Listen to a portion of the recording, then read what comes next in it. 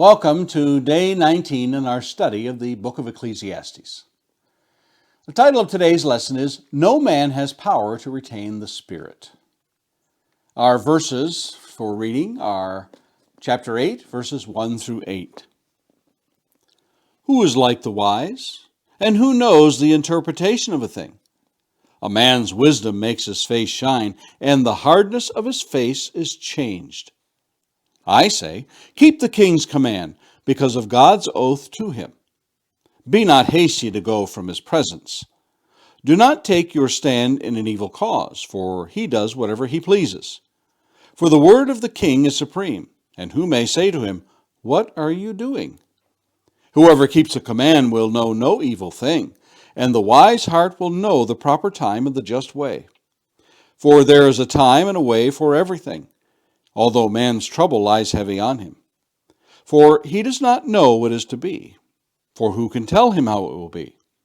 No man has power to retain the spirit, or power over the day of death. There is no discharge from war, nor will wickedness deliver those who are given to it.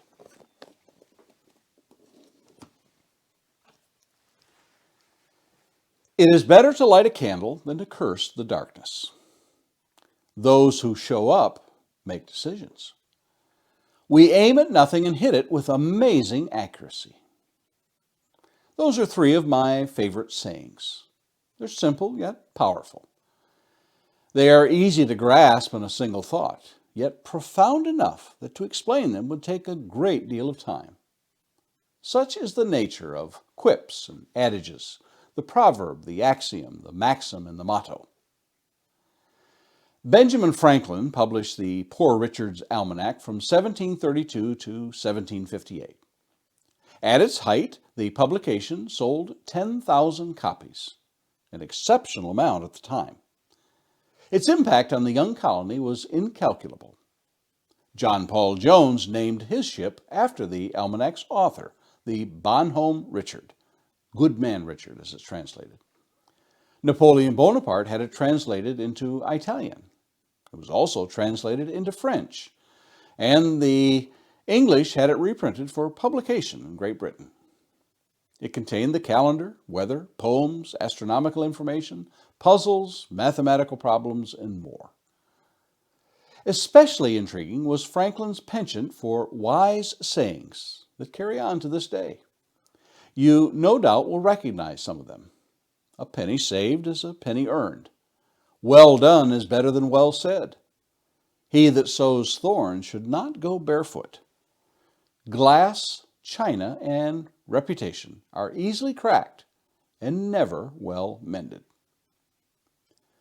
Benjamin Franklin was gifted as perhaps few in this world. He's considered in such company with Leonardo da Vinci, Copernicus, Michelangelo, Isaac Newton, W.E.B. Du Bois, Thomas Jefferson, Al Hazen, Aristotle, and Archimedes, among others. These and many more are known as polymaths, or one whose knowledge spans a substantial number of subjects, known to draw on complex bodies of knowledge to solve specific problems. However, of all that Benjamin Franklin is known for, perhaps his wisdom, preserved in the maxims and proverbs, are the most enduring. Think now upon the accomplishments of Solomon. Surely he would be listed among those polymaths down through history.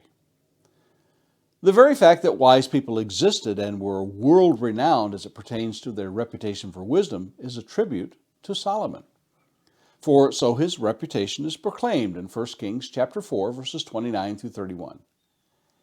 And God gave Solomon wisdom and understanding beyond measure, and the breadth of mind like the sand on the seashore, so that Solomon's wisdom surpassed the wisdom of all the people of the East and all the wisdom of Egypt. For he was wiser than all other men, wiser than Ethan the Ezrahite, and Heman, Calcol, and Darda, the sons of Mahal. And his fame was in all the surrounding nations. What's further, here is some of what he is known for. 1 Kings chapter 4, verses 32 through 34. And he spoke 3,000 proverbs, and his songs were 1,005. He spoke of trees, from the cedar that is in Lebanon to the hyssop that grows out of the wall. He spoke also of beasts and birds and reptiles and fish. And people of all nations came to hear the wisdom of Solomon, and from all the kings of the earth who had heard of his wisdom. Much more could be said of Solomon's accomplishments, for so he speaks of them in the first 2 chapters of Ecclesiastes. Yet Solomon begins chapter 8 with a maxim for life. Who is wise, and who knows the interpretation of a thing? A man's wisdom makes his face shine, and the hardness of his face is changed. Yes, we may sit at the feet of world-renowned scientists who can speak at length in astrophysics, biology, chemistry, psychology, geology, and just about any other ology we might imagine, and he or she would be fascinating, if that's what one desires. But to sit at the feet of one who is wise for my money, that would be far more valuable. The universities of the world churn out PhDs like printing presses spew copies.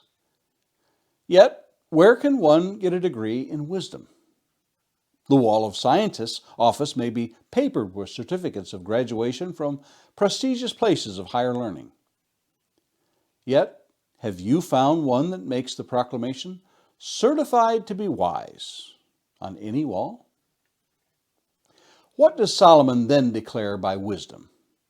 Obeying the governing authority. Keep the king's command. Why?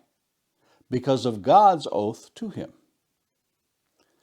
Perhaps in keeping with that was what was said in 1 Chronicles chapter 17, verses 11 through 14, where we read, "When your days are fulfilled to walk with your fathers," speaking of David, "I will raise up your offspring after you, one of your own sons, and I will establish his kingdom. He shall build a house for me, and I will establish his throne forever. I will be to him a father, and he shall be to me a son.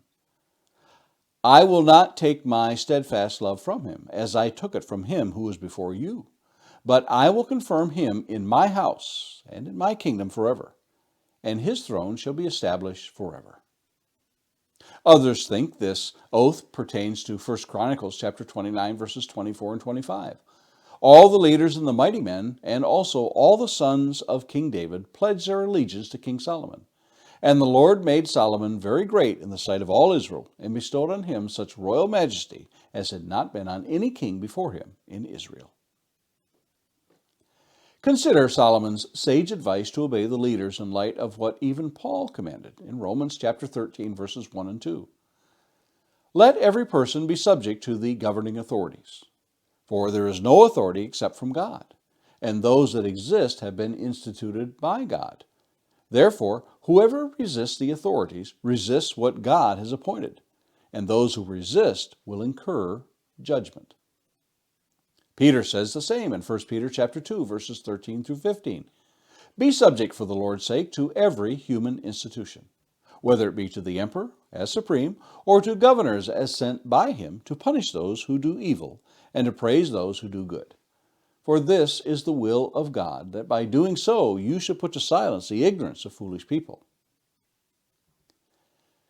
As to our power over this present world and the things done under the sun, perhaps we greatly overestimate that power and forget that it is the Lord's will that must and will be done in spite of our futile efforts. That's not to say that we have no power, but we must admit and submit to what Solomon tells us in verses 6 and 7 of Ecclesiastes 8. "For there is a time and a way for everything, although man's trouble lies heavy on him. For he does not know what is to be, for who can tell him how it will be?"